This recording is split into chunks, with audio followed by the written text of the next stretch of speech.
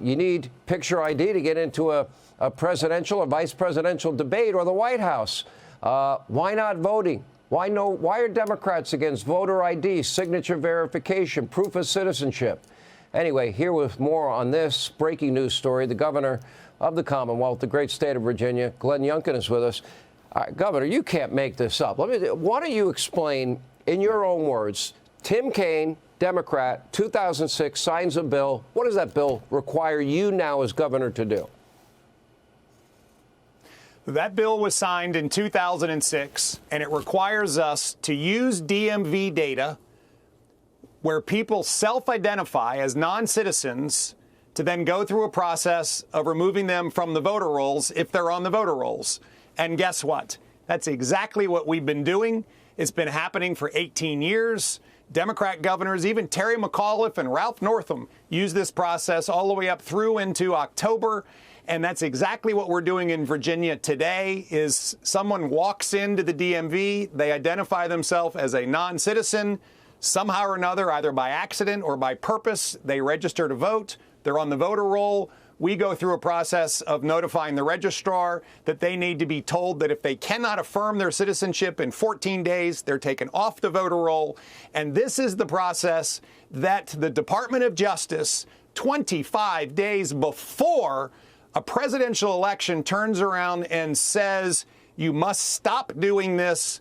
And that is unbelievable to me. I mean, here I am, a governor, mandated, and oh, by the way, proud to support and defend the Constitution of the United States, the Constitution of the Commonwealth of Virginia, and by law to make sure that we have clean voter rolls. And the Department of Justice shows up 25 days before a presidential election and says, stop doing that. To me, this is unprecedented, and I think it represents a Department of Justice that is trying to achieve something other than fair and free elections. And I have to say, my job as governor is to make sure that the election in Virginia will be fair, will be accurate, and will be safe. And that's exactly what I am doing, and I will continue to do it because the Department of Justice is wrong here. Can you explain why we have a party where you need, I went to the Democratic National Convention. My credentials were checked every night. I went every night, 4 separate times before I could get to the location where I was broadcasting from.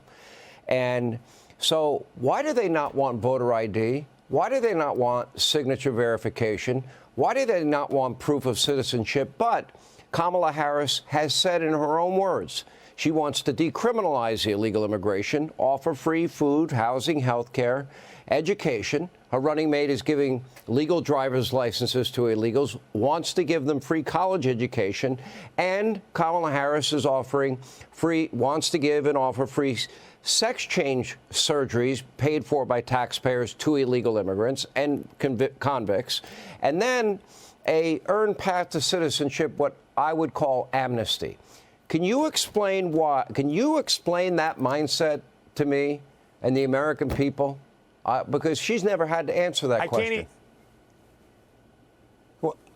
I can't even begin to explain it. And let's just add to the list that now the Department of Justice is suing the Commonwealth of Virginia because someone who self-identified as a non-citizen is being removed from the voter roll unless they prove that they are a citizen and affirm so. It is just the next step in a pattern that truly undermines people's confidence in the election process. And Sean, to be clear, my actions have been taken to ensure a fair election. We have paper ballots. We have counting machines, not voting machines. They're not hooked up to the internet. We have a secure ballot custody process. Our drop boxes are monitored 24/7 and in secure places. And we, because of the actions that we take in the Commonwealth of Virginia, have clean voting rolls. Last year, we had 80,000 dead people that came off the voter rolls. And we have had 6,300 circumstances since I've been in office that somebody walked into the DMV, identified themselves as a non-citizen, and ended up on the voter roll. They had a match in a name, and we've gone through this very clear process. It is beyond my possible understanding as to why the Department of Justice wants to block our ability to get non-citizens off the voter roll. It's constitutionally the right thing to do. It's commonsensical, and as a result, we're gonna make sure that we have clean voting rolls in the Commonwealth of Virginia. All right, 84 days she hasn't given a press conference. She has mostly tried to follow the Joe Biden hide-in-the-basement strategy of 2020. But then my interpretation is that their poll numbers must not be good, because she shows up on the Call Me Daddy podcast for, a softball interview there. And then that hard-hitting news show, The View, where she said she wouldn't change a thing from what Joe Biden had done. And then, of course, Howard Stern, and she's talking about Raisin Bran. That's not the guy that I grew up listening to. This is like Invasion of the Body Snatchers. And then Stephen Colbert, cracking a beer with Colbert, who also supports her. Now she's going to go on with Charlemagne the God tomorrow. Hopefully he will ask some tough questions. Bret Baier, I know, will be fair, but ask some tough questions in his interview.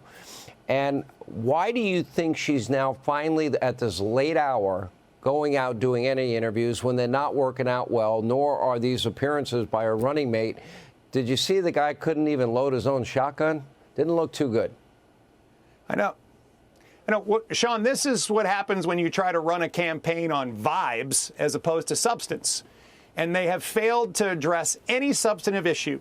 How, in fact, are they going to address inflation and build an economy like the one Donald Trump built?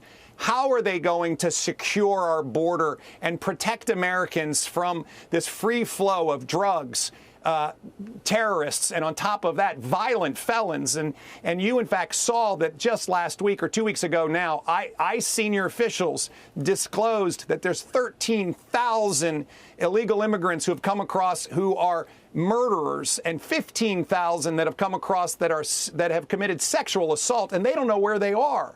And then finally, they don't begin to understand how to project strength around the world so that we can have peace like we did during the Trump administration. The bottom line is they are recognizing so clearly that America is finally calling the bluff. That, in fact, a campaign on vibes is not the kind of campaign that attract voters. And we're seeing it all over. The poll, that was a tough poll weekend for the Harris campaign. And I'm seeing voters in Virginia, which Joe Biden won by 10 points, waking up and saying, wait a minute, we want strength in the White House. We're going to support a flipping of the Senate so that we can, in fact, take control back of that House of the Chamber. And on top of that, extending our majority in our House of Representatives. And this is a moment for Americans to get out and vote. And I am urging everyone, get out and vote. Go tomorrow. Don't wait until November the 5th. You might miss it. Vote early and make sure that you bank your vote and we win this election. Because, Sean, at the end of the day, elections have consequences. And could there be any more dire consequences for our nation than for us to continue to have to be subjected to these liberal left policies that have truly, truly moved America from being the strongest in the world to a moment where we have chaos around the world? We need strength in the White House. We need to flip the Senate, and we need to extend our majority in the House. And we've got to get out and vote and make it happen. You know, I don't think anyone said it better than Ronald Reagan. Are you better off than you were 4 years ago? Are the borders on our country, are they more safe and secure? Do you have more law and order, or do you have defund, dismantle, no bail laws? Do you like what you're paying every time you go to the grocery store? Do you like paying a $1.50 more a gallon for gasoline? Are you tired of all of these policies that have hurt American families? And what do you think about America's role in the world? If Americans ask that question, Governor, I think this could be a huge victory for Donald Trump. Governor, thank you for standing up for election integrity. Great to have you on. Thank you, sir. Hey, Sean Hannity here. Hey, click here to subscribe to Fox News YouTube page and catch our hottest interviews and most compelling analysis. You will not get it anywhere else.